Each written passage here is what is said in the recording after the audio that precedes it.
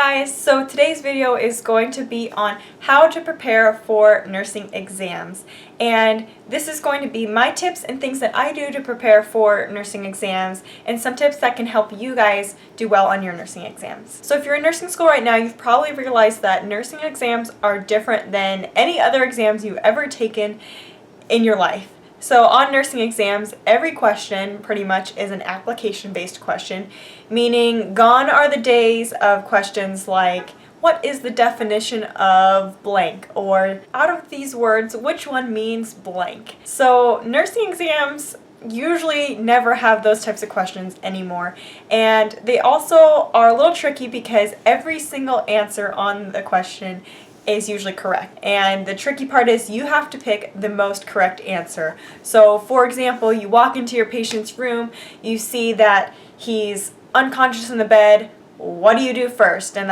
things will be like, do your ABCs, so check his airway and breathing, call the charge nurse to help, call the physician and let him know, and all these things. So all of those things are important and things that you might or probably will do, but the tricky part is which one are you doing first. So that's how nursing exam questions usually are. And so I'm here today to help you guys kind of figure out some ways to help prepare yourself for these exams. So far in nursing school, I have completed 3 out of my 4 semesters, and I have done pretty well in my classes. I have maintained all A's since semester 1, so obviously something I'm doing is working, so I'm going to share some of those tips with you guys today so that hopefully they help you. So the first thing I do to help prepare for an exam is I prep for class.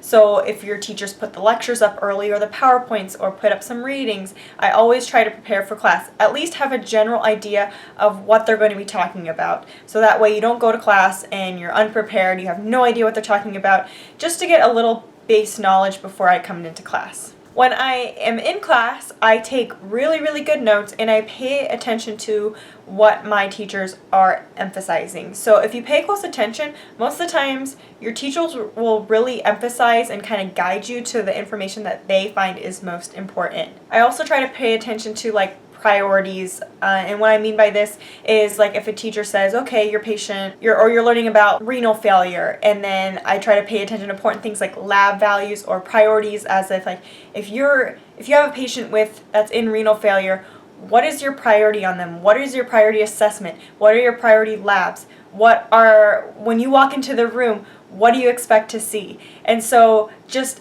gauging what I would do first if I had a patient with renal failure, so that way you can organize your plan of care and further help you on the test when you have application-based questions like that. So after class, after I've taken really good notes, I make sure I go home and at least read them over. Usually right after class, I try to give myself a little bit of a break, because you get all this information, you don't want information overload. So I usually go home and maybe do something else like workout or something first before I get back into studying. So then the studying begins. You have these great notes. You've underlined, highlighted whatever the teacher said that was important.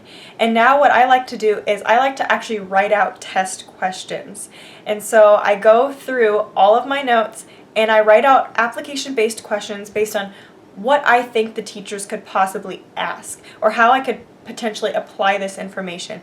And it is a bit tedious, and some of you that might not be your thing, but for me it has really helped because now I'm not just memorizing information. I'm thinking about how can I apply this information to help me on the test. I also feel like you learn better when you actually can apply the information and you're not just memorizing it. So that way, later on when you're in the clinical setting, you actually understand what's going on and why, and it's going to make more sense than to be like, oh, I memorized the normal potassium level, but not truly understanding why it's important to know that is what is really important on the test. So after I write those test questions, that usually helps me prepare pretty well for the test, and then I actually will kind of leave them for a week or two and then go back and retake the test questions right before the exam, so that way it's kind of fresh in my mind. And I also, a lot of times your nursing textbooks will come with NCLEX questions in the back of them, and so I actually will use some of those questions to help me study as well. The last thing that I do to prepare for nursing exams is I actually write out blank study guides, and so I'll insert a picture here, kind of what I mean by that. But for example,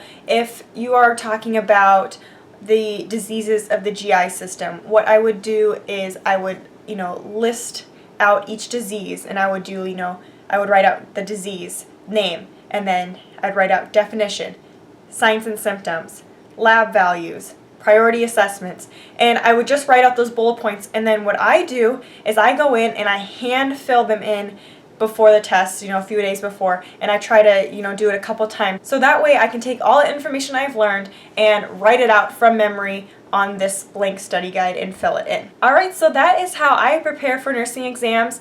To be honest, I know a lot of people always ask, like, do I need to read the books for the nursing exams? Do I really have to read 4 chapters that are all 30 pages each before each lecture? To be honest, I think it really depends on the class you're in.